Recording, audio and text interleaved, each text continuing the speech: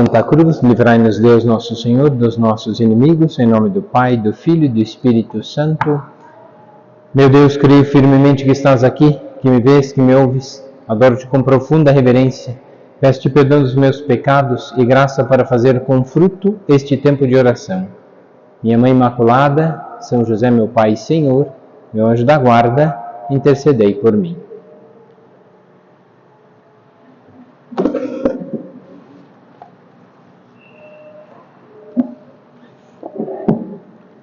Nesse mês de fevereiro, e ao mesmo tempo da Quaresma, somos chamados a viver um tempo de penitência, mortificação, um tempo de maior oração. Por isso, somos chamados a nos configurar a Cristo. Por que fazemos morrer a nossa vontade? Para que cresça a vontade de Deus no nosso coração. Para que temos que ouvir a voz de Deus? Para saber como colocar em prática o que nos torna melhores. Por isso, quando a gente lê as bem-aventuranças, no capítulo 5 de São Mateus, bem-aventurados os que sofrem, bem-aventurados os que choram, bem-aventurados os que são perseguidos, bem-aventurados os mansos.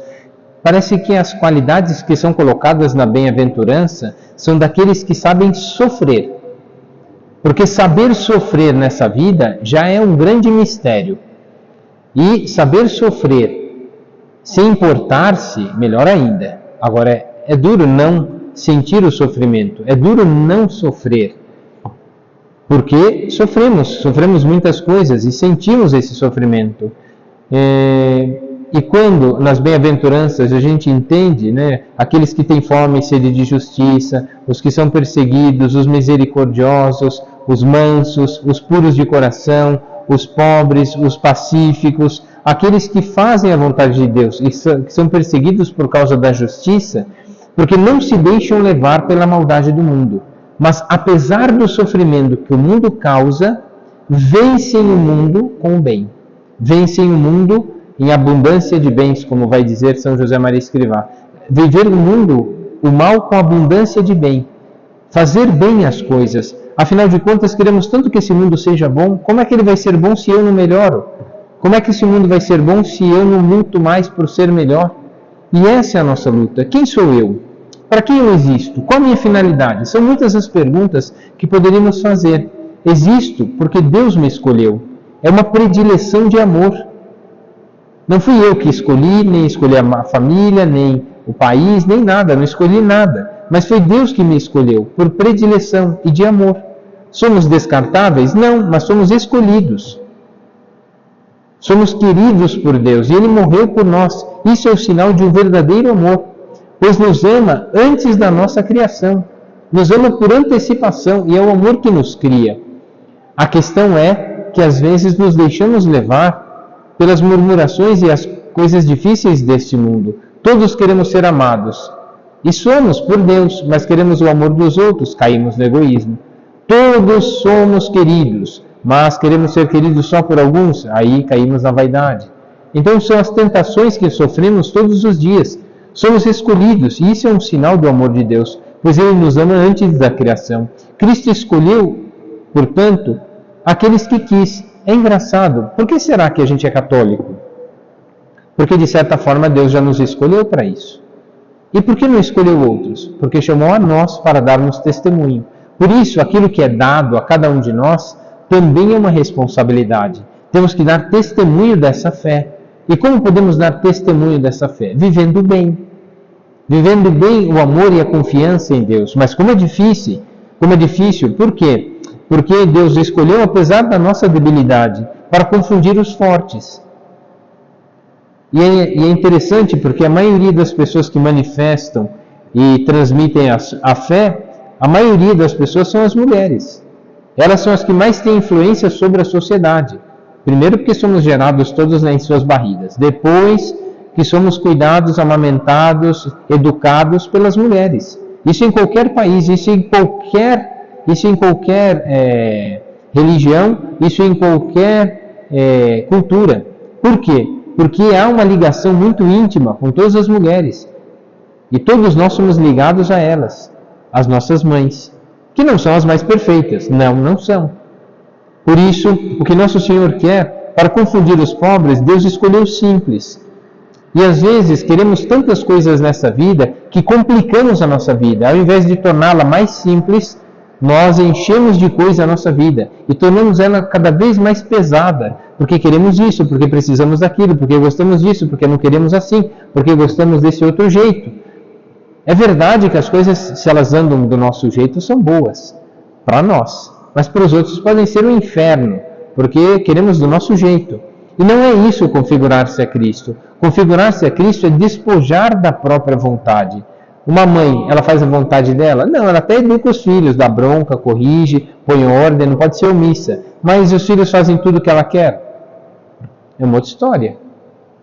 O padre fala, todo mundo faz. Um retardado falando. Por isso, é sempre difícil, mas temos que fazer o que é certo? Temos. Nos deu uma vida, nos deu a fé, nos deu a vocação. Como Gedeão foi escolhido lá no meio do povo. Ele nem era tão bom assim. Deus escolheu para ele ser um grande guerreiro. E esse homem não tinha nem capacidade, não. Era o último daquela família. Como é que pode isso? Tudo, Deus conduziu tudo por misericórdia.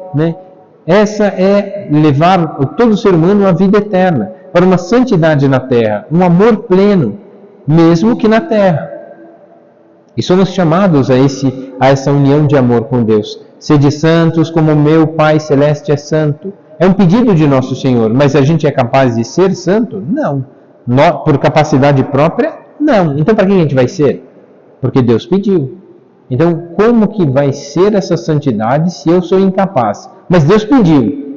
É deixar-se conduzir por Deus. A santidade, já disse aqui em outros recolhimentos, que São José Maria Escrivá frisava muitas vezes, santidade não é perfeição, porque ninguém é perfeito, então ninguém seria santo. Santidade é luta, e quando lutamos por fazer bem as coisas, é que de verdade somos melhores. Enquanto não desistimos do que é certo, somos melhores, perseverantes no amor.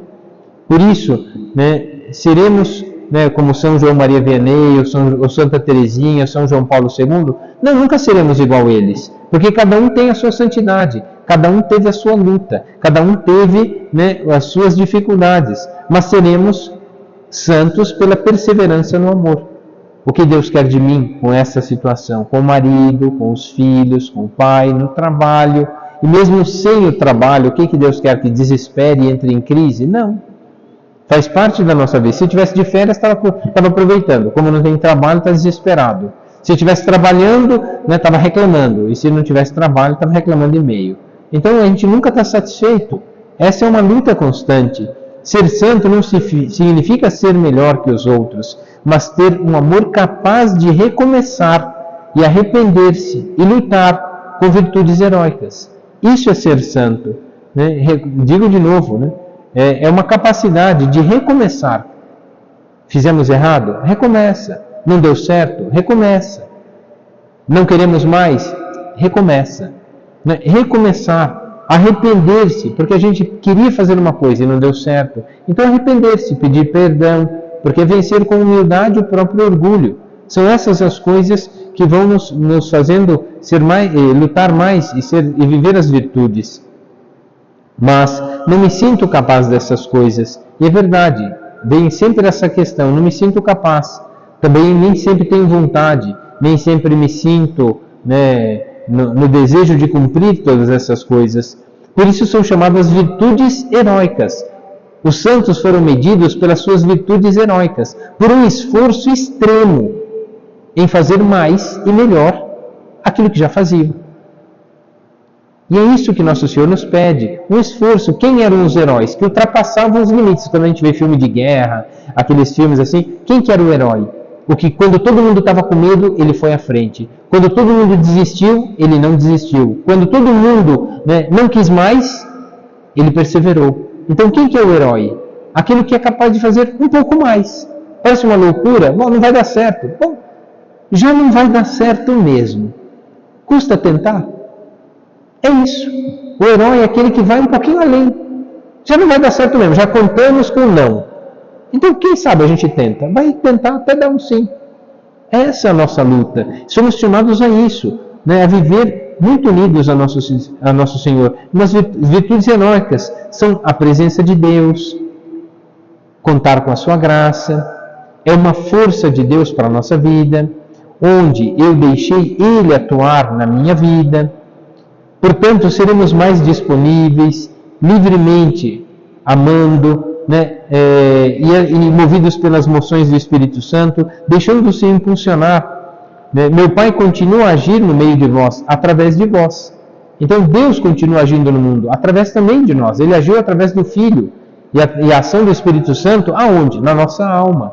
Por isso, quando a gente faz bem uma coisa, é uma manifestação do amor de Deus. Não é Deus fazendo, somos nós. Mas querendo participar da bondade de Deus. E essa é toda a diferença. Devemos deixar Deus agir. Quando Deus vai agir? Quando ouvimos a sua voz. Quando nos deixamos conduzir por aquelas palavras de vida eterna.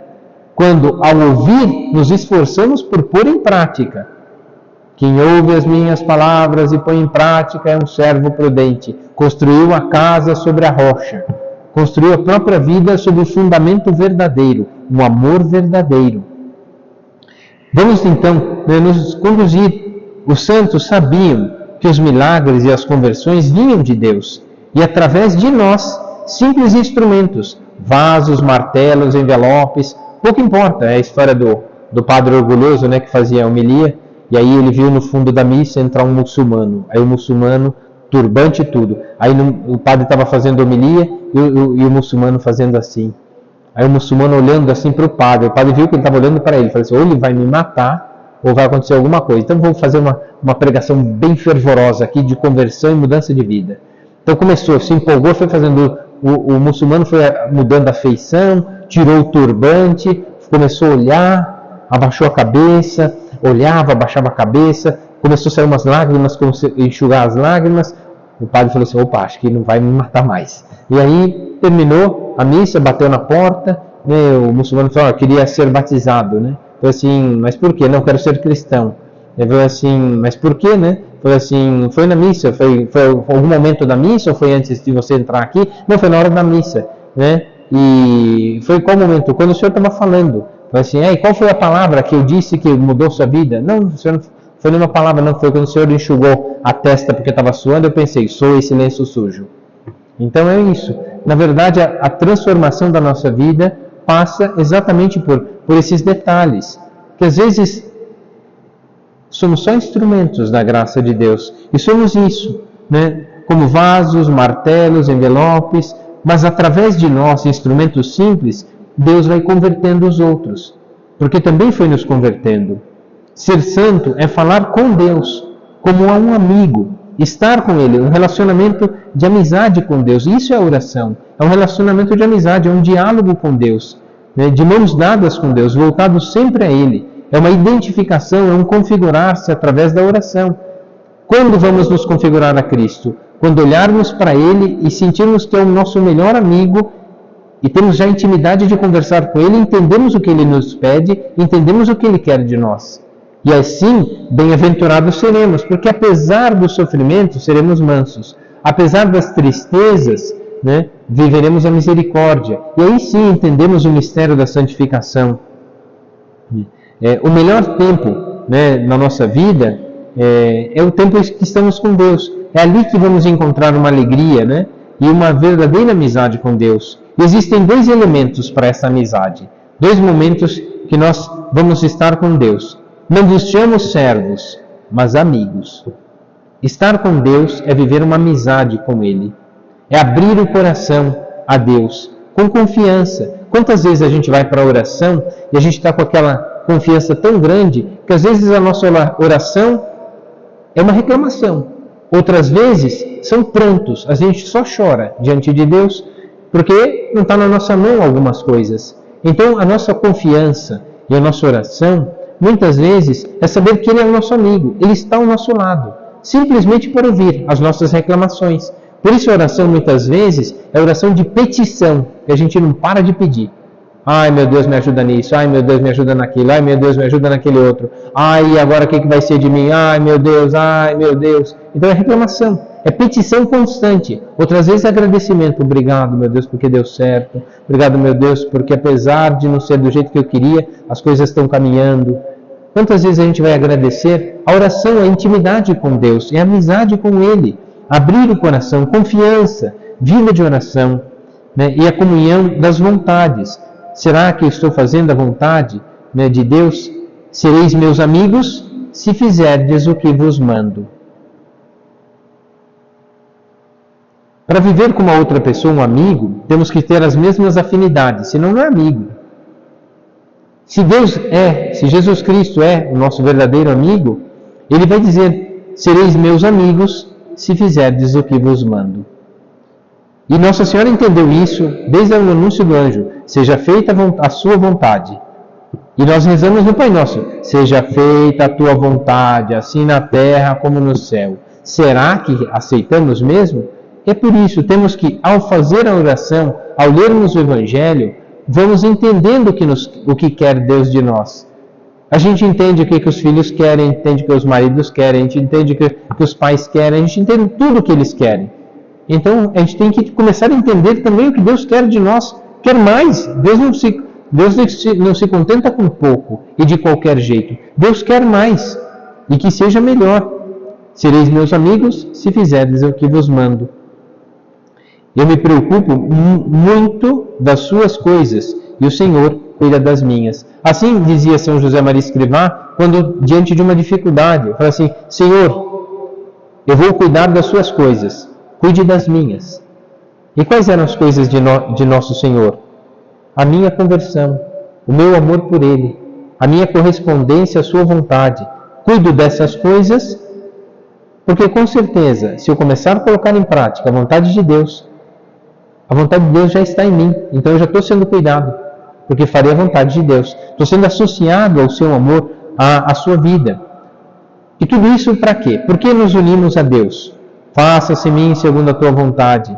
Existem dois elementos dessa amizade, né? Ele nos chama amigo, e o seremos se o fizermos a sua vontade. A vontade na terra como no céu. Por isso, Nosso Senhor nos escolheu desde o ventre materno. E como diz Nossa Senhora, faça-se em mim segundo a tua vontade. E o Verbo se fez carne. Deus se fez presente na vida de Nossa Senhora, porque ela aceitou fazer a vontade de Deus.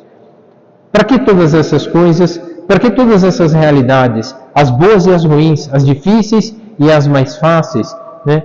Porque tudo está ligado à graça e ao pecado. O pecado é porque nos custa muito e queremos fazer só a nossa vontade. E aí mentimos, enganamos, trapaceamos.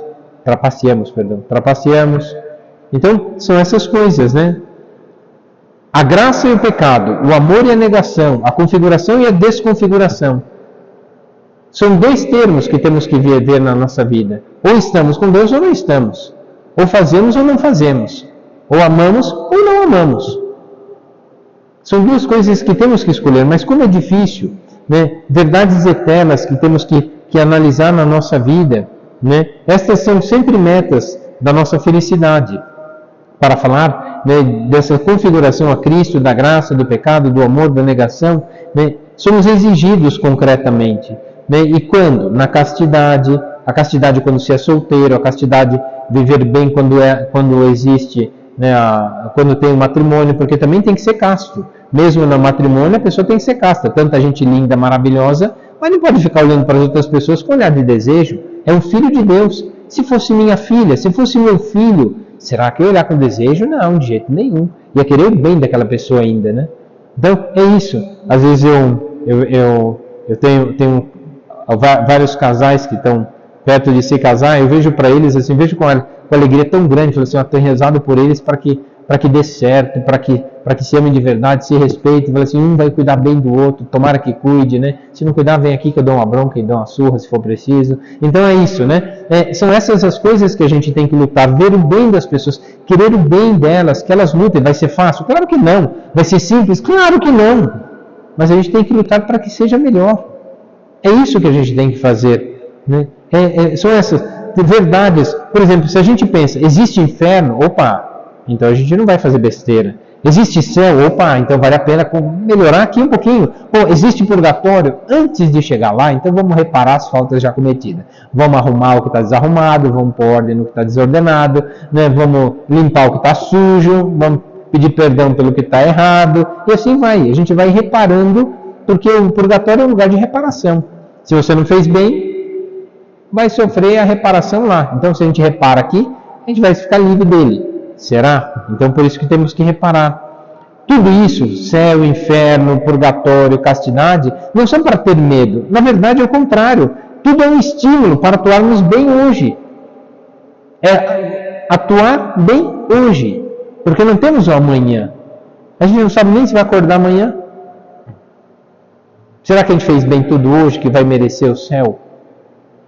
Já dá até medo. Por isso temos que agir melhor. No caminho, né, quando aqueles discípulos de Emaús estavam a caminho, desanimados, tristes, né, e sentindo derrotados, porque Jesus foi morto. Então aqueles homens em caminho, era um caminho que assustava, um caminho meio que de morte, paralisia, tristeza, murmuração, raiva. Era um caminho contrário, porque estavam distanciando de Deus. Isso acontece também conosco. Quando a gente vai, Deus não me deu o que eu queria, então para que eu rezo mais? Para que eu vou na missa? Confessar para que adianta? Meu Deus do céu, para que tudo isso? E aí começamos a cair afundando, né, num caminho contrário. Mas para nós, esse caminho deve ser princípio. Quando vier a tristeza, bem-aventurados os que sofrem, bem-aventurados os pobres, bem-aventurados quando nos tirarem as coisas, bem-aventurados seremos se ao continuarmos olhando para Deus, não desistirmos de continuar caminhando com Ele. Porque o que nos fortalece e o que nos faz recomeçar e começar é o amor de Deus. Só o amor faz a pessoa recomeçar. É o amor que dá chance de perdão, é o amor que dá chance de servir, é o amor que vale a pena. E esse amor são metas que todos somos chamados, né? Por isso, seguir Cristo, né? Assim viveram os santos, seguiram Cristo até o último dia. Viveram para Cristo. São Paulo vai dizer, né, estar com Cristo. Viver para mim é Cristo e morrer é lucro. Porque quando eu perco tudo, eu só tenho Deus. Porque ninguém pode me tirar Deus. Pode me tirar a saúde, ou a liberdade, pode me tirar, né, todas as coisas, roubar tudo que eu tenho, mas uma coisa não me podem tirar: Deus. E é verdade, ninguém tira Deus da gente. Se a gente se apegar a Ele de verdade. E São Paulo afirma isso, né? Poderíamos ter essas questões na nossa vida, céu, inferno, purgatório, castidade, vida eterna, mas a verdade é que não pensamos nisso. Nunca estamos pensando quando será o nosso dia. A gente nunca pensa nisso, pelo contrário, a gente foge de pensar nisso. Porque pensar de morrer, ai meu Deus, e se eu não estiver pronto para o inferno? Ai não, então é melhor não pensar nisso. Mas também não pensa enquanto está fazendo as coisas erradas. Então se pensasse que existe o inferno, então a gente começaria a melhorar. É isso que a gente tem que fazer. Se pensasse, meus pais vão me abandonar, então eu trataria eles melhor. Meu marido vai me deixar, então é melhor tratar melhor.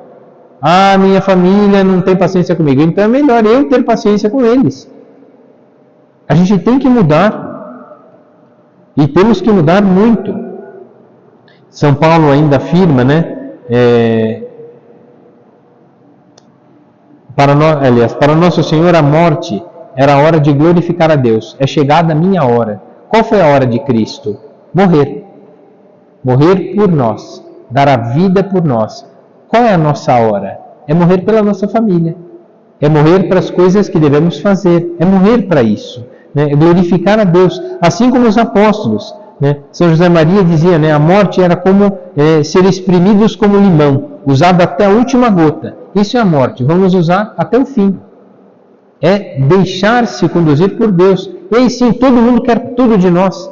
Esse quer aquilo, aquele outro quer aquilo, todo mundo quer as coisas de nós. E seremos espremidos mesmo. Essa é a nossa vida. Os filhos querem, o marido quer, os pais querem, os irmãos querem atenção. Todo mundo quer a nossa atenção. Somos espremidos todos os dias. Somos chamados a viver, né, nesse momento. Somos chamados a viver o amor de Deus. Por isso, somos chamados a viver por Deus. Ou ficamos, né, como tem a história do seminarista, né, um seminarista que na época da Segunda Guerra Mundial, ele foi chamado ele foi chamado para servir o exército. Ele não queria, mas como o exército alemão estava perdendo, então ele foi chamado, né, para viver um momento de guerra. Como ele era seminarista, fala, bom, não vai pegar em armas. A única coisa que ele vai fazer, então, é ser enfermeiro. Ele vai lá, busca os feridos e busca os mortos. E volta. Ele busca os feridos e busca os mortos. Então ele vai fazer só isso. E cuida dos feridos do jeito que está, ajuda os médicos e pronto. Aí também, ele foi fazer isso. Chegou um momento na guerra que era tanta morte, tanta guerra, tanta dificuldade, que chegou um momento que um outro homem olhando para ele, né, sabia que ele era seminarista, falou assim, nossa, olha que fervoroso, né? Está aqui ajudando a gente na guerra, poderia estar no conforto do seminário, estudando, rezando por nós, mas está aqui, deve estar rezando e deve estar servindo muito bem, deve estar rezando e deve estar servindo muito bem. Então, quando o soldado começou a olhar o seminarista, aí ele olhou o seminarista e ele estava lá, servindo, né? Só que ele se acostumou tanto com aquilo, de pegar um doente, pegar um ferido, pegar um morto, puxar para lá, trazer do fronte de guerra e trazer para cá, que chegou um momento que ele foi lá, ele pegou um morto, estava tudo ensanguentado, o cara sangrando, puxou o cara, pôs aqui, estava com uma fratura, um tiro, estava sangrando muito, pôs o cara ali, ficou todo manchado de sangue, todo sujo de sangue, o cara desesperado, ele impassível, puxou o cara, pôs ali, chamou o médico, foi lá, ajudou, amarrou uma coisa para ele não perder muito sangue, amarrou tal, ele olhou no relógio, parou, abriu assim um negocinho, começou a comer. Aí com a mão toda cheia de sangue, falei assim, o soldado falou assim, o que você está fazendo? Dizendo, está na hora do meu almoço. Mas você tem que socorrer o cara. Eu falei assim, não quero saber, está na hora do meu almoço. Ele perdeu até o sentido da vida. Ele estava pensando só na sua vida. Ele fazia o que mandava, mas fazia sem coração. E quando chegava a hora de fazer alguma coisa, ele fazia o que ele queria, e não o que devia. Então, ele, na verdade, não estava já insensível, né? Almoçava diante de tantas mortes e já nem ligava mais para nada. Por quê? Porque fazia aquilo de forma mecânica e faço só minha vontade. Pouco importa, faço aqui, né, de má vontade. Quantas vezes a gente vê, né, algumas mulheres que fazem isso? Está com tanta raiva que vai fazendo um monte de coisa. Faz. Não abre a boca para falar com ninguém. Aí o outro olha e fala assim, por que está com essa cara? E vai fazendo. Insensível, igual um seminarista numa guerra que lidar com os mortos e não está nem aí. É 880, eu não entendo as mulheres. Ou elas falam e não param de falar, ou elas não falam e aí dá medo. Aí a gente não sabe se vai vir com a faca e vai matar a gente. Então, aí se fala é perigoso, se não fala, mais perigoso ainda. Então, o que acontece? Né? São as dificuldades? Cada um tem os seus limites. O que nosso Senhor quer é que aproveitemos o tempo, purificando a nossa vontade, pois o tempo na terra é um tempo purificador, é um tempo de sermos transformados, é um tempo de adesão à vontade divina, né? Ter fome de padecer em cada ato. Em cada momento a gente sofre. Acordar cedo sofre, dormir, às vezes até dormir é ruim. A gente sente dor, sente isso, sente aquilo, sente insônia. Até dormir às vezes é ruim, meu Deus do céu, como é que pode ser ruim dormir? Sim, comer alguma coisa a gente come, mas come sem gosto. Às vezes come, faz mal depois, meu Deus do céu. Meus prazeres dessa vida a gente tem mais. Parece que está tudo ruim. Mas é exatamente nesse momento, ter fome de padecer em cada ato, estar pronto para essa passagem de morte até a vida eterna. Morremos aqui para nascermos para Deus. Morremos na nossa vontade para vivermos para a caridade e o amor de Deus, para com as pessoas à nossa volta. E é isso, uma mãe morre constantemente, porque tem que servir aos filhos, é uma escrava dos filhos, é uma escrava do marido. O marido também deveria ser escravo da esposa. Nem sempre ele se faz, mas deveria ser. E essa é a nossa luta, padecer nessa vida a cada ato, né? Porque estar pronto para essa passagem. Cristo, que nos ama, padeceu por nós. Será que estamos dispostos a esse tempo de purificação, né? Morrer para a vida eterna? Quando pensamos que já fizemos muito, estamos mal. Já fiz muito, não quero mais. Só faltava um pouquinho para merecer o céu. Mas a preguiça, o orgulho e a vaidade não deixavam. E essa é a luta que estamos travando. Quando pensamos que já fizemos muito, estamos mal. Pois a capacidade de amar, naquele momento, foi pouca. Por que a gente desiste? Porque naquele momento entrou uma frieza no coração e naquele momento a gente desistiu, não quis recomeçar, não quis amar mais, não imitou Cristo, não se configurou a Ele, não deu a própria vida, não venceu a própria vontade, não se deixou conduzir por Deus. A capacidade de amar foi pouca, porque não quis fazer mais. Ah, mas a gente já faz tanto. Mas era só mais um pouquinho. Ah, mas quem é mais um pouquinho? É um pouquinho. Só mais um pouquinho. O dia só tem 24 horas, só dá para trabalhar 24 horas. Não dá mais. Aí passou o dia, aí já é outro dia. Às vezes até invade outro dia. 24 horas naquele dia, aí emendou mais 5 do outro. Tá bom, foi 29. Pronto. Às vezes é assim a vida. Santa Teresa nos ensina: nada te perturbe, nada te amedronte, tudo passa. A paciência tudo alcança. Quem a Deus tem, nada falta. Só Deus basta. E São José Maria Escrivá quase que traduz isso também numa frase muito bonita que eu gosto muito dela. Ele dizia: in laetitia nulla die sine cruce. Na alegria, nem um dia sem cruz. Cruz e alegria andam juntas. Se eu não abraço a cruz, não encontro alegria. Porque quando nego a cruz, o meu egoísmo me deixa amargo, triste e a consciência pesada. Porque podia ter feito, era só mais um pouquinho, mas não quis fazer. Neguei aos filhos, ao marido, à família, às pessoas, só mais um pouquinho. Que custa, claro, tem peso de cruz, é uma cruz imensa. E Nossa Senhora tem a frase que nos ensina: faça-se em mim segundo a tua vontade. É isso, ela aceitou fazer a vontade de Deus. E olha que a promessa era uma espada a transpassar a sua alma. E ela aceitou. São José Maria Escrivá dizia, né? Nossa vida, por mais tempo que dure nessa vida, é muito curta. E ele dizia que pouco é uma vida para oferecer a Deus. Que pouco é uma vida para oferecer a Deus. Mas, como diz o Evangelho, quem é fiel no pouco é no muito. Porque Deus queria só um pouquinho, era só mais um pouquinho. E esse pouco, para Deus, tem valor de muito. Peçamos a Nosso Senhor essa graça. Esse é o nosso caminho para o céu, configurar-se a Cristo. Podemos oferecer bem pouco a Deus, mas era o pouco que Ele queria. E só mais um pouco. E esse pouco nos configurará a Cristo. Foram só algumas chicotadas, foram coroas de espinhos, foram cravos nos pés e nas mãos, foram cusparadas, ofensas, que demoraram algumas horas. Aos olhos dos homens, parece que até foi pouco. Para quem sofreu foi muito, mas para os olhos dos homens, parece que foi pouco. O que é a nossa vida aos olhos dos outros? Não é nada. Parece que a gente sofre até pouco. 80 anos, não vai ser nada. Já acabou rapidinho. Meu pai, daqui 2 meses, faz 80 anos. É isso, a nossa vida passa muito rápido. Por isso, que pouco é uma vida para oferecer a Deus. Mas Deus aceita o pouco. Quem é fiel no pouco, é fiel no muito.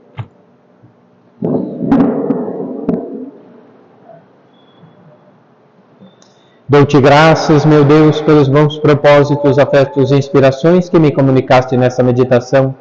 Peço-te ajuda para os pôr em prática. Minha Mãe Imaculada, São José, meu Pai e Senhor, meu anjo da guarda, intercedei por mim.